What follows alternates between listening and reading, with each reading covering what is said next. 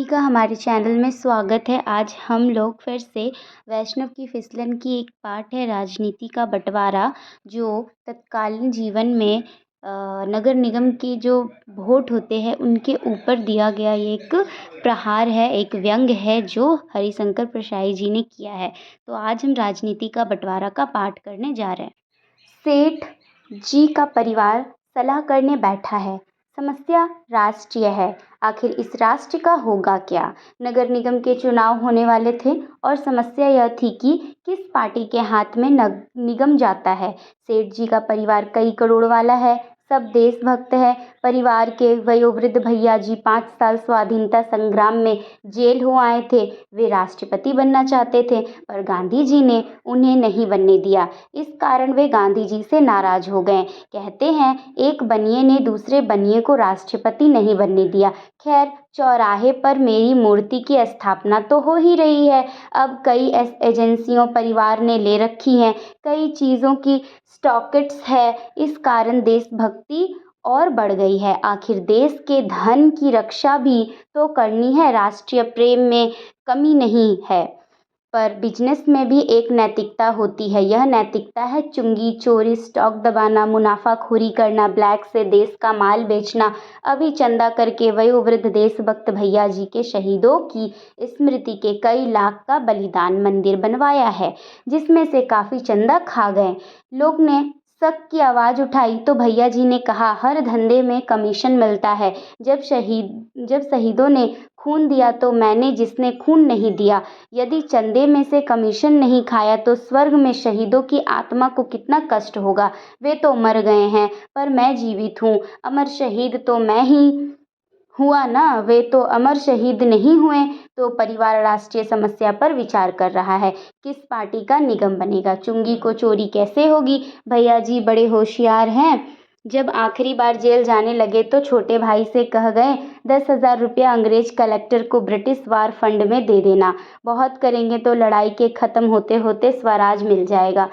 तब मैं तो हूँ ही, पर मान लो अंग्रेज कुछ साल नहीं गए तो तुम्हारे नाम की वॉर फंड की रसीद है ही। दोनों पक्ष संभालना चाहिए। स्वराज हुआ तो मैं, अंग्रेज रहे तो तुम। भैया जी फिर बोले, यदि नगर निगम कांग्रेस के हाथ में आया तो मैं तो हूँ ही। मैं अपने त्याग वयोवृद्ध सम्मान से चुंगी चोरी प्रतिष्ठा पूर्वक करवा दूंगा। वैसे यह घोर अंतर्राष्ट्रीय क्रम है कि जो जेल गए वहां से मैं नहीं, एक क्लास में रहे, उनके परिवार में माल पर चुंगी लगे। यह राष्ट्र विरोधी आचरण है। मैं संसद में इस सवाल को उठाऊंगा। इन क्लासियों की हरकत नहीं चलने पाएगी। एक भतीजा पढ़ा लिखा था, जवान था, राजनीति में वश, परंपरा के प्रतिकूल एमए करके शोध कर रहा था। वह चाल था। कहने लगा, पर काका जी, जेल में एक क्लास में मज़े ही मज़े हैं। जो भी एक क्लास में गए उनमें से कई ने किताबें लिखी। आपने भी तो हजारों पृष्ठ लिखे थे। भैया जी विनम्रता से बोले, मैं तो निमित्त हूँ, देवी सरस्वती ने लिखवाया तो मैंने लिख दिया। भतीजे ने कहा, पर काका जी, लोग कहते हैं कि यह सब अपने नहीं लिखा, किसी और से लिखवाया है। भैया जी ने कहा, बेटा, किसी कवि ने कहा है, कारागार निवास स्वयं ही काव्य है, कोई कवि बन जाए सहज स्वभाव है। यह भतीजा के परिवार में विद्रोही माना जाता है। कहता है, मैं इस धन और प्रतिष्ठा के मलबे के नीचे दबकर नहीं मरूंगा, मैं शोध करके नौकरी करूंगा। पर जब लोग यह कहते हैं कि आपने नहीं लिखा, दूसरे से लिखवाया है, तो मुझे बड़ी शर्म आती है। भैया जी ने कहा, तू जवाब दे दिया कर। लड़के ने कहा, जवाब तो मैं दे लेता हूँ, मैं कह देता हूँ, मैं निश्चित रूप से कह देता हूँ कि यह आपने ही लिखा है, क्योंकि हिंदी में इतना घटिया लिखने की प्रतिभा किसी और में नहीं है। भैया लाल हो गए। छोटे भाई से कहा, तुम्हारा लड़का नक्सलवादी हो गया है। वही लोग बुजुर्गों से ऐसी बदतमीजी करते हैं। इस लड़के को कहीं दूर हॉस्टल में रखो। तीसरे भाई ने कहा, भैया जी, पर राष्ट्रीय समस्या तो छूटी जा रही है। चुंगी चोरी कैसे होगी? अभी तो हम निगम की सीमा के बाहर डिपो बनाए हुए हैं और रात की चोरी से स्टॉक ले आते हैं, कुछ खिला पिला देते हैं। दारू की एक बोतल में नाके का मुंशी मान जाता है, वह बेहोश हो जाता है और हम काम कर लेते हैं। भैया जी ने कहा, यह मार्ग उचित नहीं है। गांधी जी ने सत्य पर जोर दिया। जो हो सत्य के मार्ग से हो, दिन में हो उजाले में हो। यदि कांग्रेस का कब्जा निगम पर हो गया तो मैं तो हूँ ही, सत्य के मार्ग पर ही चलूंगा। बड़े भतीजे ने, जिसने परिवार की नैतिकता मान ली थी, कहा। पर यदि जनसंघ का कब्जा हो गया तो भैया जी बोले, जनसंघ में मेरी पट चलती है तो वे भी गौ भक्त, मैं भी गौ भक्त। पिछली बार जब मैंने गौ रक्षा के लिए अनशन किया था तो उन्होंने मेरे खिलाफ उम्मीदवार खड़ा नहीं किया था।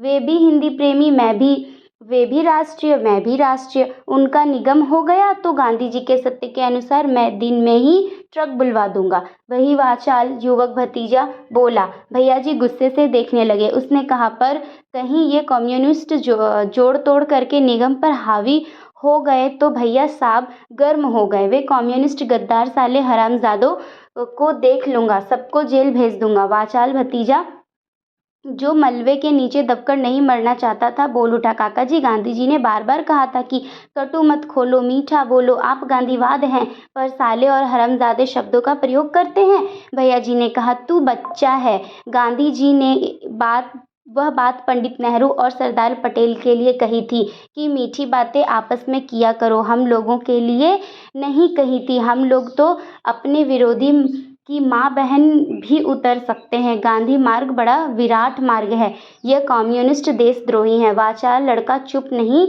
रहा, बोला, काका जी ये कम्युनिस्ट जब रूस,